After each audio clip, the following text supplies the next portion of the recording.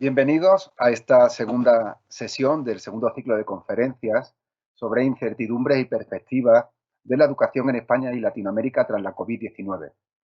Mi nombre es Vicente Pérez y soy el director del centro de la UNED México. En esta ocasión tenemos el placer de volver a contar con el doctor Fernández, el actual consejero de Educación de España para México, Centroamérica y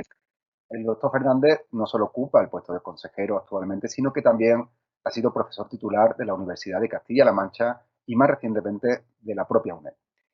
Es un experto en política social, en equidad y en educación y por esta razón, como no podría ser de otra manera, su conferencia versará sobre estas temáticas, llevando por título Equidad y Educación, complejidades y desafíos después del COVID-19. Bien, pues no me extiendo más y le paso directamente ya la palabra al doctor Fernández, aprovechando de nuevo para agradecerle que vuelva a participar en estos ciclos de conferencias. Señor consejero, cuando usted quiera. Bueno, buenos días, estimada ministra de Educación de Ecuador, estimados rectores, directores, autoridades, conferenciantes, panelistas y estudiantes. Mi agradecimiento, en primer lugar, a todas las instituciones educativas que han hecho posible la iniciativa de programar este segundo ciclo de conferencias, que nos permite seguir conociéndonos, trabajar conjuntamente entre todos para analizar las dificultades o los problemas que estamos atravesando en estos momentos tan complejos. Esperando que pronto podamos elaborar futuros proyectos que tengan que ver con las expectativas o con los anhelos de la educación en este momento de crisis mundial. Pero este ciclo también nos va a permitir reflexionar una vez más sobre las incertidumbres de la educación que nos ha traído la pandemia del COVID-19, así que mi agradecimiento al profesor Vicente Pérez por su presentación, pero también por su excelente labor de coordinación para poder llevar a cabo este proyecto que lideran 6 prestigiosas instituciones de educación superior. Mi intervención va a estar dirigida a analizar las complejidades de la educación en general, tanto de primaria, secundaria, como de educación superior, centrándome en la inequidad o en las desigualdades económicas, sociales y educativas que todavía existen en una parte importante del mundo y que se han recrudecido aún más con los efectos de la pandemia, aunque me referiré especialmente, como me lo han solicitado las instituciones organizadoras del ciclo de conferencia, a Latinoamérica y al Caribe. Me gustaría empezar mi intervención recordando a las miles de víctimas que ha dejado el COVID-19, como mi solidaridad con sus familiares, en estos momentos tan difíciles y tan duros que estamos atravesando desde hace aproximadamente 9 meses. Cuando se habla de equidad, comprobamos cómo a lo largo de los últimos 70 años de la historia, numerosas organizaciones internacionales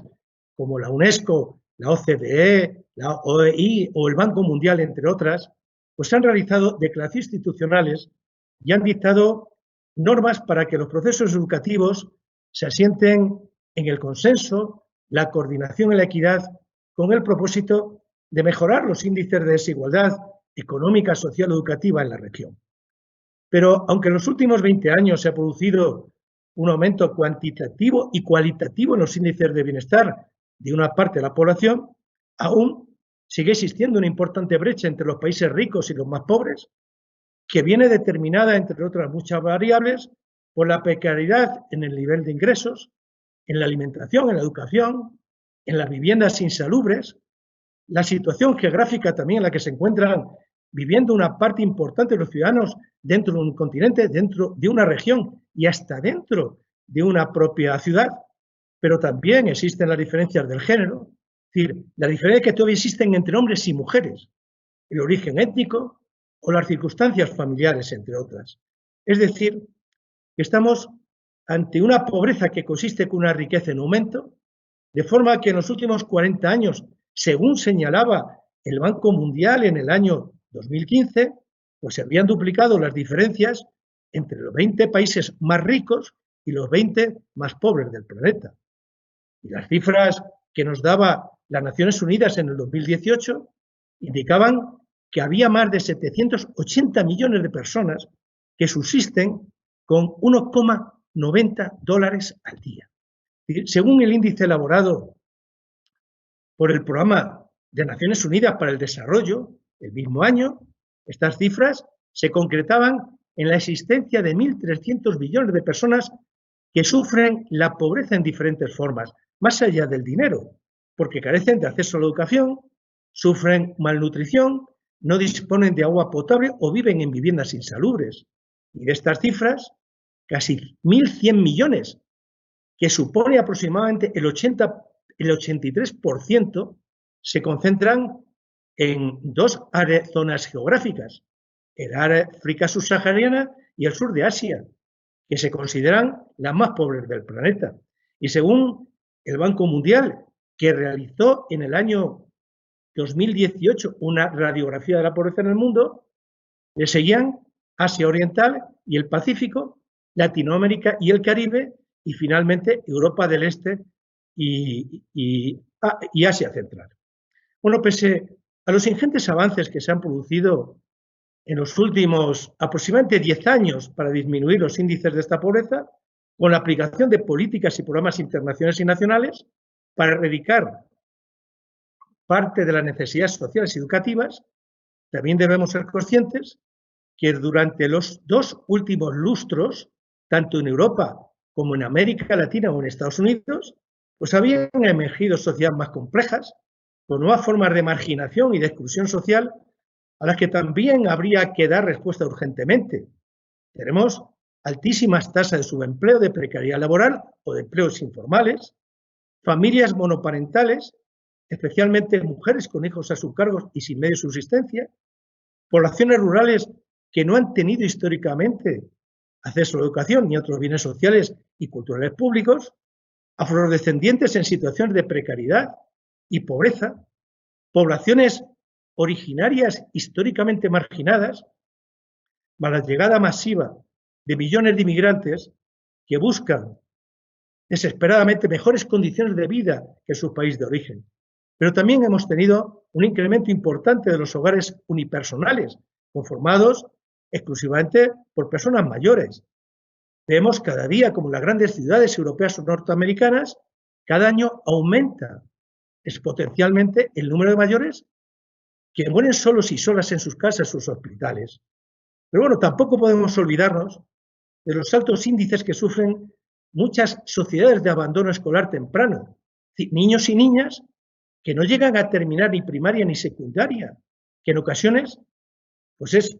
porque se ven abocados a la necesidad de apoyar a la economía familiar abandonando prematuramente el sistema educativo. Pero si la persistencia de la pobreza,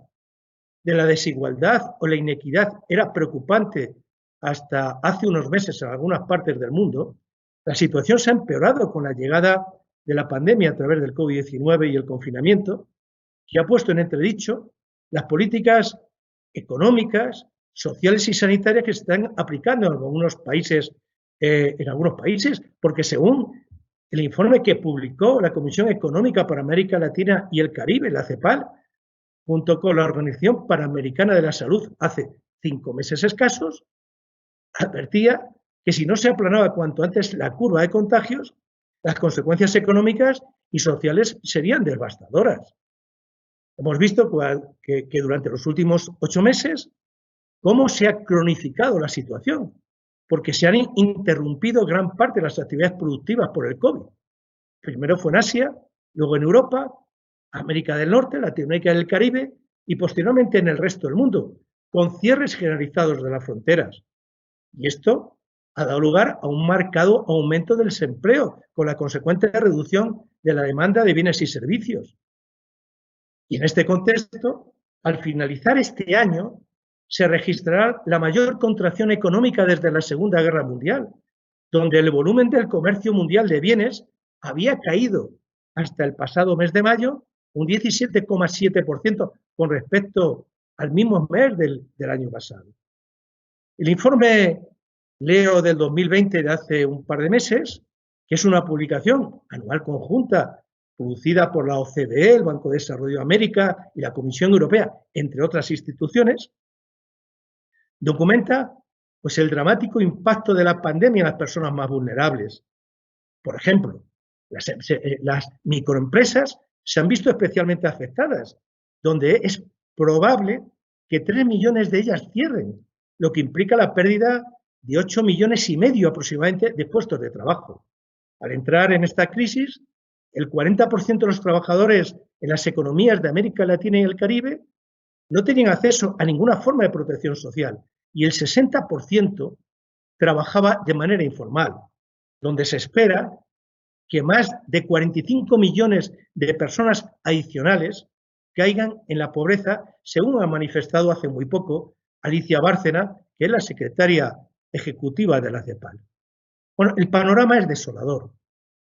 donde los altos grados de desigualdad, acompañados por los altos niveles de pobreza, de informalidad en el trabajo, de desprotección social y el limitado acceso a la salud pública de calidad, pues están teniendo unos costes humanos y sociales importantísimos. Para ahondar en los grandes problemas que sufre la región, habría que profundizar en las debilidades estructurales que existen históricamente en protección social, porque están golpeando en estos momentos con mayor fuerza a las personas más pobres, que no pueden destinar recursos propios para costear gastos extraordinarios en salud. La propia CEPAL calculaba que 95 millones de personas afrontan gastos en salud de su propio bolsillo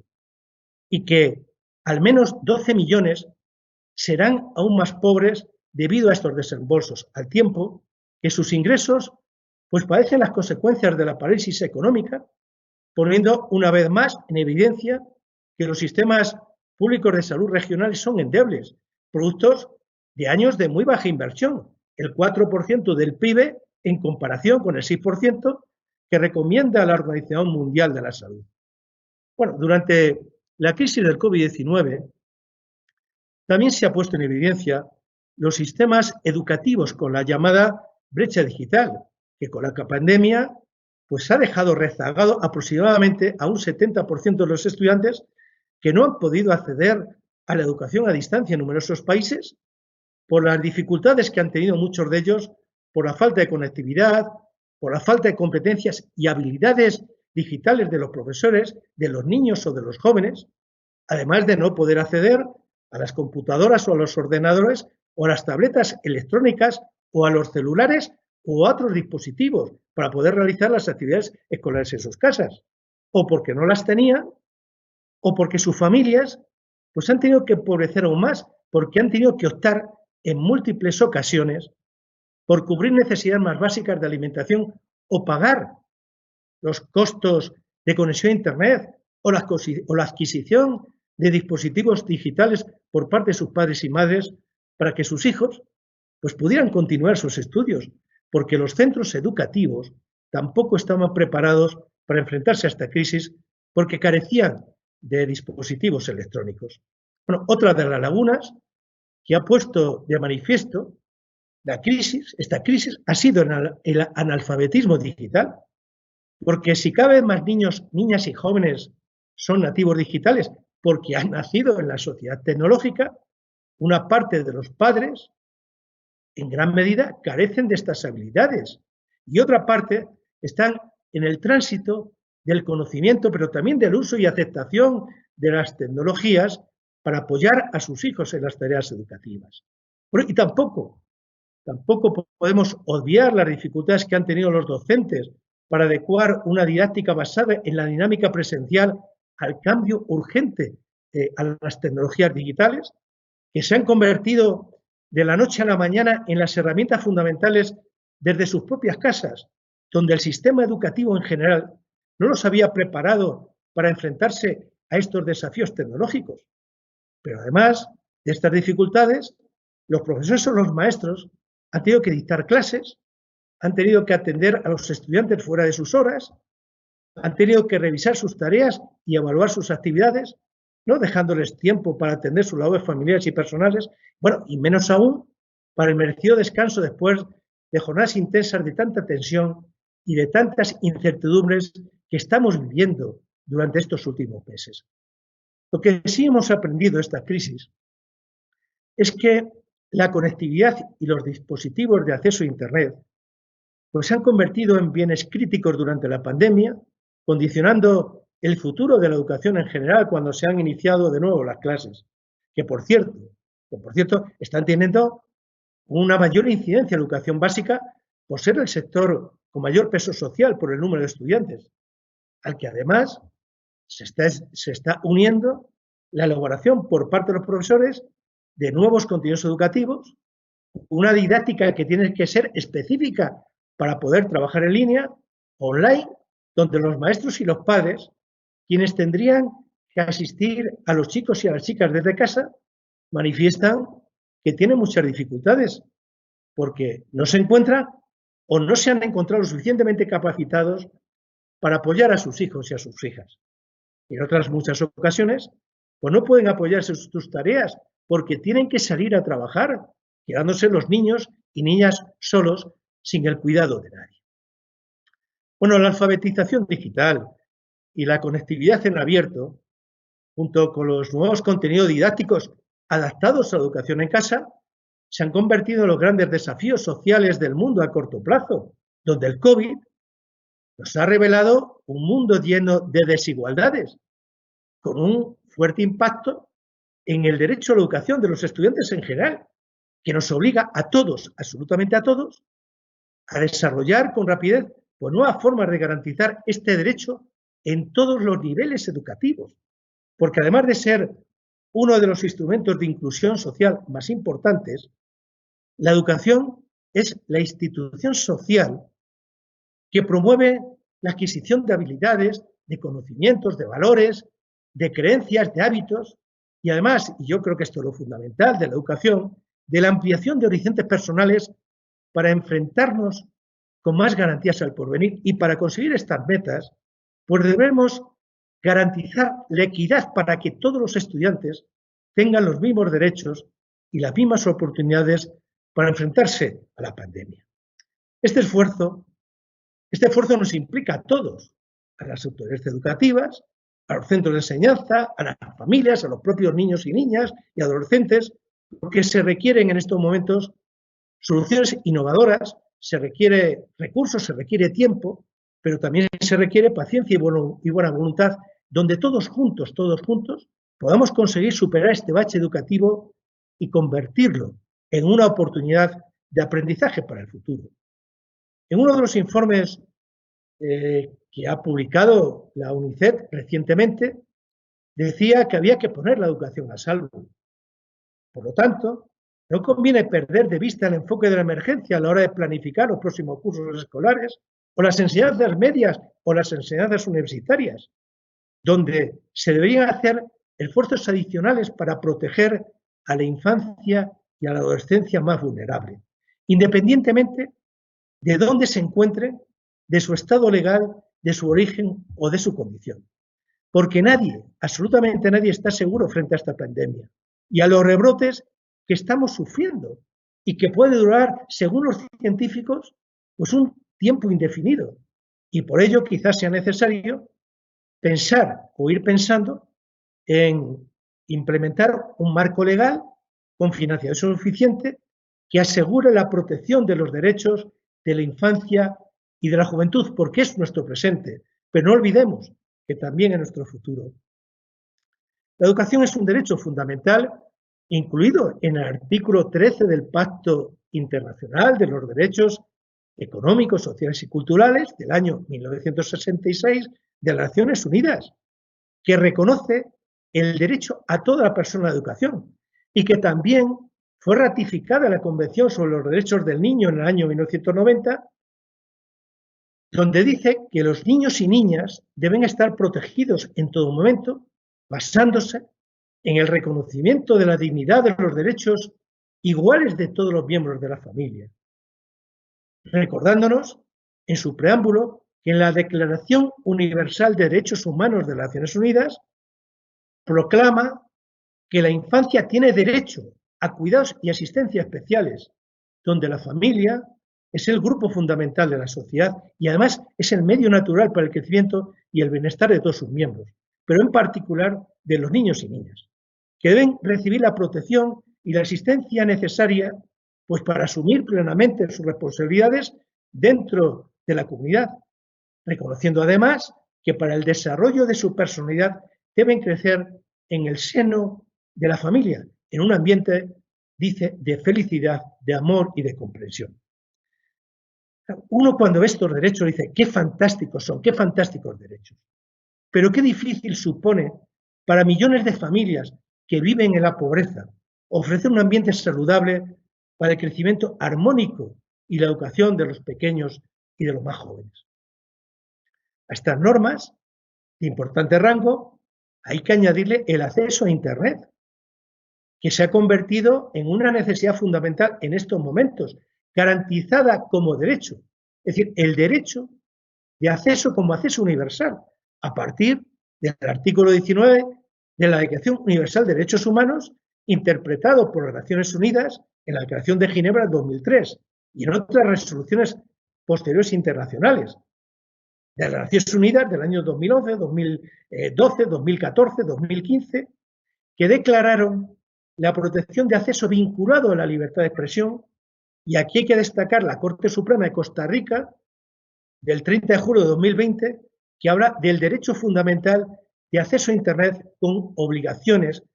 para el Estado. Por lo que resulta urgente asegurar el derecho a la educación de todas las personas en un marco de igualdad,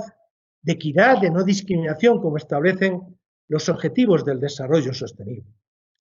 Bueno, para conseguir estos desafíos en los próximos cursos, los centros deben estar preparados para asumir estos impactos,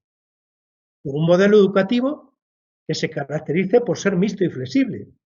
porque la conexión a Internet y el trabajo telemático desde casa pues ha puesto en crisis a los sistemas tradicionales de enseñanza presencial en todos los niveles. Es decir, un sistema donde nos hemos educado y donde nos hemos formado, por lo menos mi generación, pero que con la experiencia del confinamiento se ha demostrado que habría que repensar y valorar la necesidad de reconvertir la educación tradicional presencial a medio plazo en sistemas educativos semipresenciales, donde la incorporación de los medios digitales en las escuelas, en los institutos o en las universidades se han convertido en instrumentos necesarios, por mucho que nos pese a los profesores que nos hemos formado en unas metodologías diferentes que no tienen nada que ver con las exigencias actuales. Ahora bien, si queremos abordar el nuevo curso con máximas garantías, pues es fundamental que extraigamos, yo creo que una serie de aprendizajes de lo que han sido los últimos meses. Un tiempo en el que sin la preparación necesaria nos hemos enfrentado a una de las situaciones más complejas de nuestra vida. Así que tenemos el deber ético de no repetir errores y de abordar pues, una serie de mejoras sobre la práctica a la que debemos entregarnos con el mayor de los compromisos, como es el derecho a la educación. La inclusión de las personas en general, pero sobre todo los colectivos más vulnerables, que son los que han sufrido con más virulencia económica, social y educativa la pandemia, pues deberían convertirse en el objetivo prioritario de las políticas sociales, además de todas las profesiones sociales, que en este momento histórico, tenemos el desafío de apoyarles aún más para que puedan salir de esa situación de sufrimiento en la que están instalados históricamente, cronificándose su posición en estos momentos con la pandemia. Bueno, lo primero que tenemos que ser conscientes es que la máxima responsabilidad para enfrentarse a estos graves problemas depende de todas las instituciones públicas como privadas, entre las que se encuentran los organismos internacionales y educativos, que me consta que están realizando un esfuerzo importantísimo de solidaridad con los países que más lo necesitan para poderse adaptar urgentemente a la nueva normalidad a través de la puesta a disposición de los distintos gobiernos de los recursos educativos que se han elaborado en abierto durante la pandemia con el objetivo de resolver pues, una parte importante de la necesidad de los estudiantes pues, que han tenido que enfrentarse de sus casas por televisión o por otros medios o dispositivos informáticos a sus cursos escolares. Pero después de este esfuerzo colectivo, yo creo que también deberíamos pensar en el futuro más próximo, que también depende de los gobiernos nacionales, de los gobiernos regionales o municipales, porque en estos momentos de crisis mundial, todos, absolutamente todos necesitamos, ya que las incertidumbres nos exigen más que nunca establecer un diálogo renovado para enfrentarnos a los desafíos que se nos ha presentado por la pandemia, para alcanzar de esta forma pues una recuperación con igualdad y sostenibilidad, respondiendo con sentido de solidaridad y unidad y poniendo el interés colectivo por encima del interés particular. Porque de todos, como he dicho, de todos nosotros en conjunto, pues depende la iniciativa en la implantación de las nuevas políticas de inclusión social y educativa para enfrentarnos a los cambios necesarios, pues con políticas de apoyo positivo que incidan en los ciudadanos que en estos momentos tan críticos se encuentran en situación de inequidad. En el caso de las necesidades de América Latina y el Caribe, bueno, pues el apoyo de la comunidad internacional también es fundamental, pues por ejemplo, para proveer de liquidez, de asistencia financiera o medidas de alivio de la deuda, donde en particular no podemos olvidarnos de los pequeños estados insulares en desarrollo que no deben quedar excluidos de la asistencia mundial. Bueno, sin olvidarnos que los diferentes mecanismos de inclusión en cualquier contexto histórico siempre han pasado por el medio educativo, que como he dicho al inicio, pues es la variable más importante para salir de la pobreza o de la crisis que atraviesan o atravesamos las familias a lo largo de nuestro ciclo vital, lo que significa que desde nuestros ámbitos institucionales, personales, como de los profesores, profesoras, debemos apoyar a los chicos y chicas para que puedan terminar de forma digna sus cursos escolares o sus cursos universitarios, centrándonos en que puedan cumplir al final del curso con el currículum exigido, empezar a establecer la comunicación virtual con profesores a través de redes sociales como canales muy importantes de información oficiales, tomar en cuenta, por ejemplo, los estudiantes en situación de desventaja socioeconómica o porque tengan alguna discapacidad o porque no puedan asistir a clase por enfermedad o porque tengan que seguir confinados, como ya está ocurriendo en algunos países con este rebrote que estamos sufriendo. Bueno, uno de los cambios que dejará la pandemia en el sistema educativo es que será necesario revisar el concepto de tecnología de la educación, porque durante muchos años se pensó que era un complemento, es decir, que era un elemento más de educación. Pero esta visión, después de esta experiencia que estamos viviendo, está devaluada y está desfasada. Una función más protagonista de la tecnología en la enseñanza. Así que los profesores, pues deberemos adaptarnos al nuevo contexto educativo que nos ofrece pues una visión más amplia de conocimiento. Y quizás pues sea el momento de poner en marcha la experiencia adquirida, planteándonos como docentes por nuevas líneas pedagógicas, renovar los contenidos de cada una de nuestras asignaturas, revisar los contenidos virtuales, adecuar, por poner un ejemplo, las clases tradicionales presenciales a los nuevos entornos, de forma pues que tengan un orden lógico para los estudiantes, pero apoyándonos y enriqueciéndonos con las numerosas plataformas informáticas que existen actualmente, una producción de contenidos inimaginables, con herramientas multimedia, con voz, con datos, con vídeos, con textos, o compartiendo, analizando o reflexionando con los estudiantes los contenidos de millones de datos e informaciones que se pueden o podemos descargar en estos momentos a través de Internet. Bueno, si todo esto le sumamos el desarrollo de la telefonía y el vídeo, es decir, la televisión, a las redes sociales, WhatsApp, Facebook, etcétera,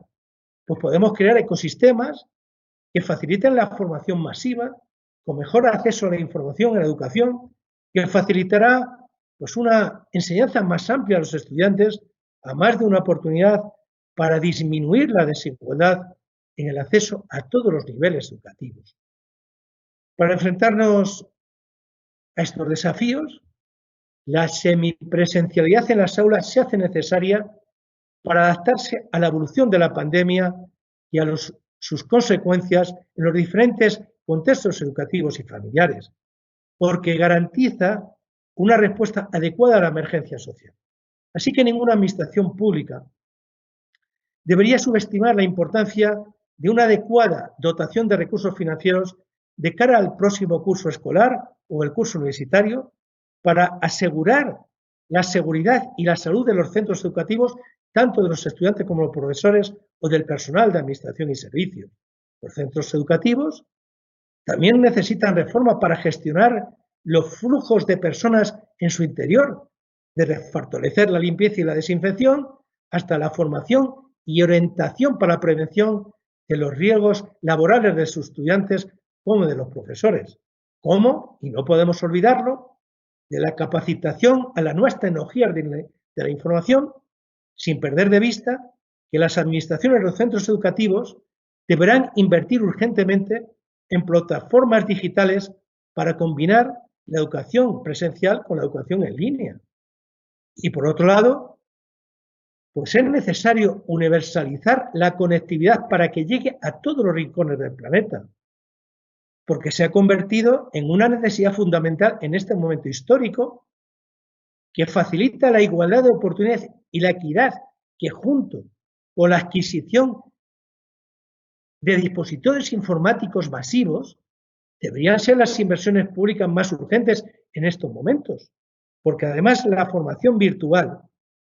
tenemos que pensar que ofrece muchas ventajas y que tienen que ver con el valor de la equidad, teniendo en cuenta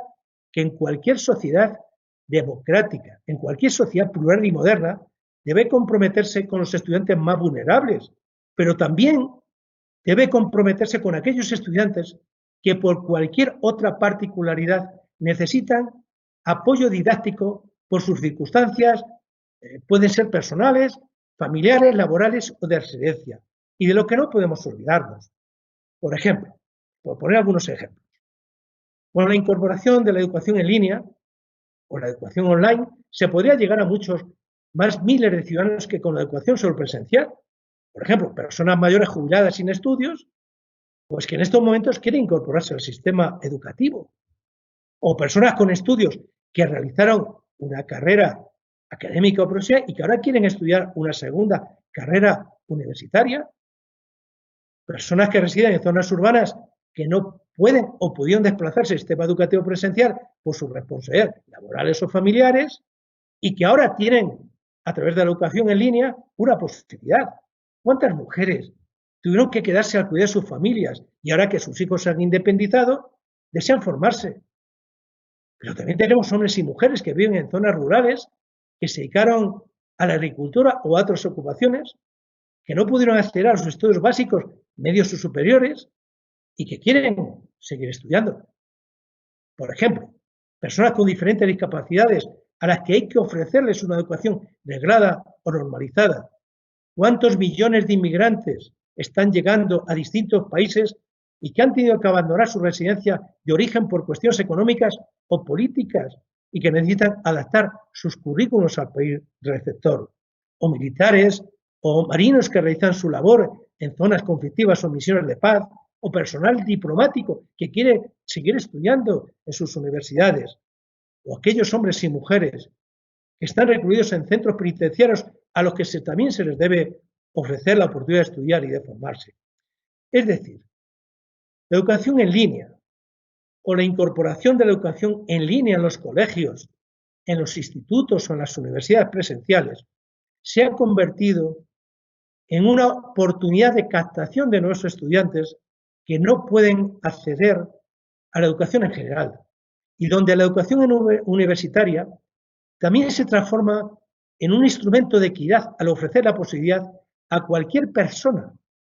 esté donde esté, es decir, puede estar en cualquier país del mundo para que tenga pues, la oportunidad de tener toda la educación a un solo clic de su ordenador, de su computadora o de cualquier otro dispositivo electrónico.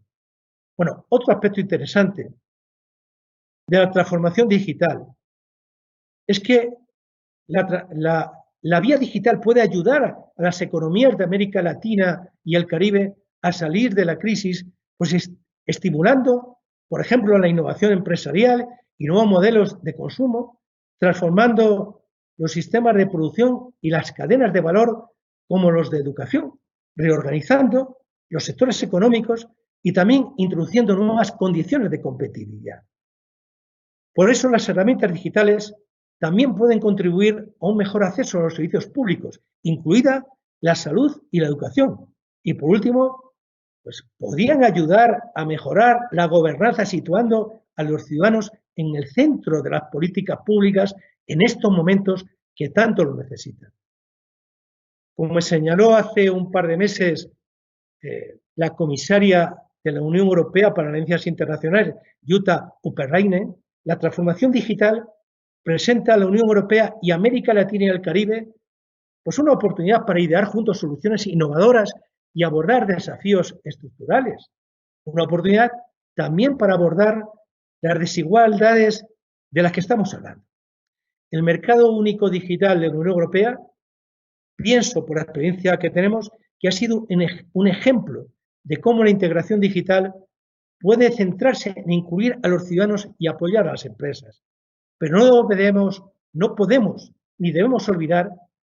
que para el beneficio de la sociedad en su conjunto, el acceso universal de la conectividad es imprescindible. Bueno, también hay que pensar que para enfrentarse a cualquiera de estos desafíos hay que resolver urgentemente las múltiples carencias que están afectando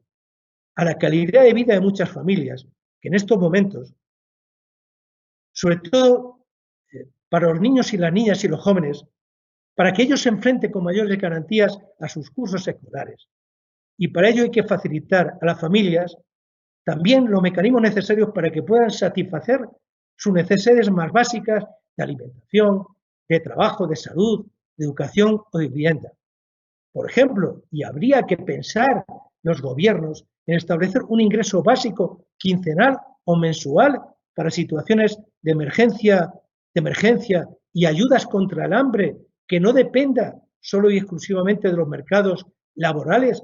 para poder en su conjunto crear entornos mucho más saludables y con mayor bienestar a las familias. Bueno, después de esta crisis, yo creo que quizás haya que pensar en perfeccionar nuestro modelo de desarrollo, volverlo más sostenible, más habitable, donde se ponga en valor conceptos tan importantes como la solidaridad, el compromiso, la justicia social, entre otros.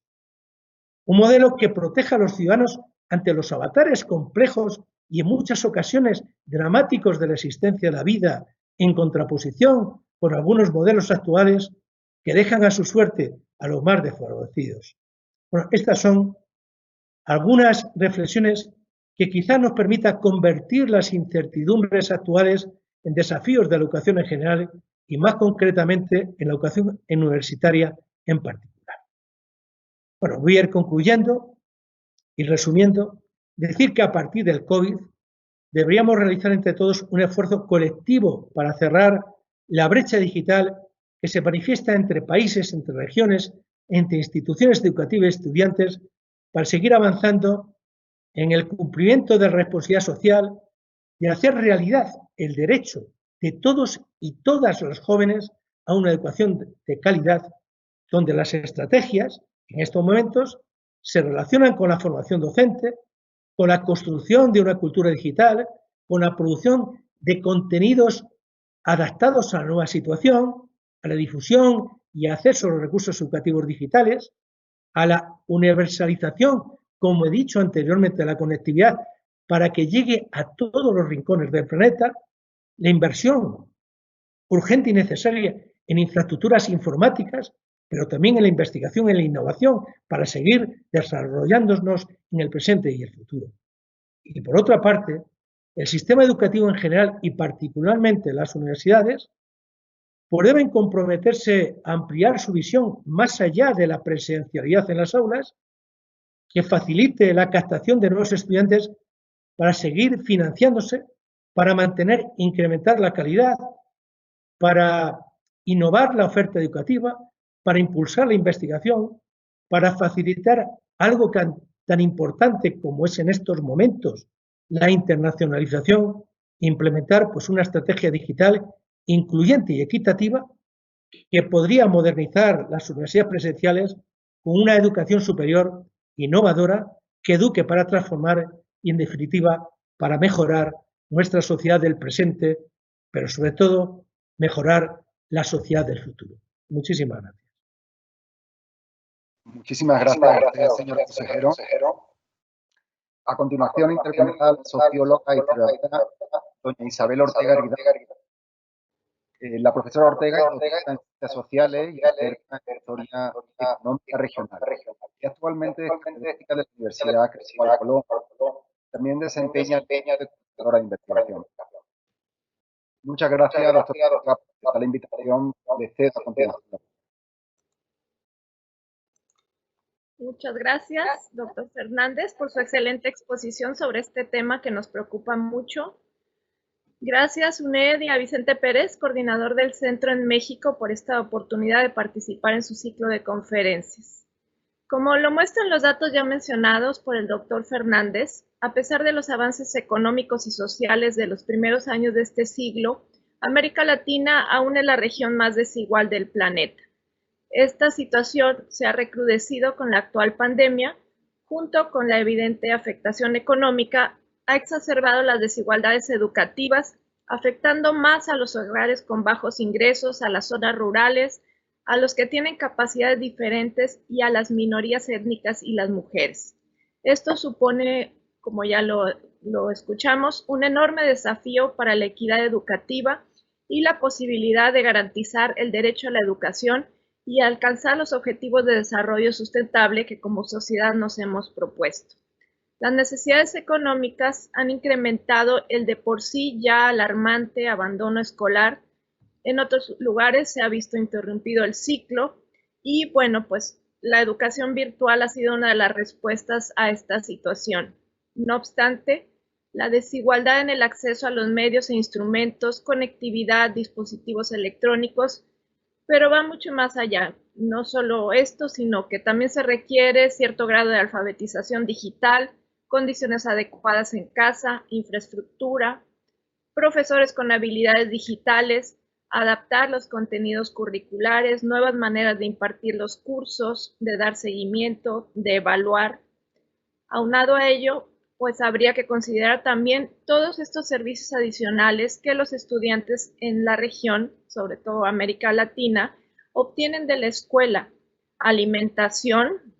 no sé, desayunos escolares, apoyo emocional y psicológico, hoy en día cada vez más necesario con el confinamiento, esparcimiento incluso, condiciones para el estudio, de los cuales pues hoy han sido privados. En fin, pues son muchas las dificultades y por tanto los desafíos que enfrenta la educación en este momento y en los años por venir. A pesar de nuestros buenos deseos, ante las inminentes dificultades económicas que el mundo va a enfrentar y está enfrentando ya, existe una alta probabilidad de que, lejos de incrementarse, se reduzcan los presupuestos a los aspectos sociales y entre ellos a la educación. Ante este panorama y frente a la debilidad de los sistemas educativos en los países en vías de desarrollo, doctor, yo le preguntaría, ¿cómo podrían ayudarse entre los países? Es decir, ¿qué estrategias podrían implementarse para evitar que siga ahondándose la desigualdad educativa en los países de América Latina? Bueno, gracias, profesora Ortega, por sus consideraciones que han sido sumamente interesantes y sobre todo gracias también por participar en este ciclo de conferencias. Bueno, vamos a ver, el COVID-19 yo creo que ha dejado a la mayoría de los países ante una situación muy difícil desde el punto de vista educativo, porque muchos de ellos no estaban preparados, sobre todo para trabajar tecnológicamente. Es más, vemos como en los colegios, en los institutos y en las universidades no se usaba, por ejemplo, y esto ha dicho la ministra de Educación de Ecuador, no se usaba la radio ni la televisión, ni siquiera las redes sociales. No había infraestructuras suficientes, pero tampoco llegaba la conectividad a todos los rincones del mundo. Y eso nos ha facilitado que los estudiantes en general se hayan podido beneficiar de todo lo que es el sistema o los sistemas tecnológicos. La Unión Europea, yo creo que en eso sí que se ha podido anticipar desde hace años, porque se ha invertido mucho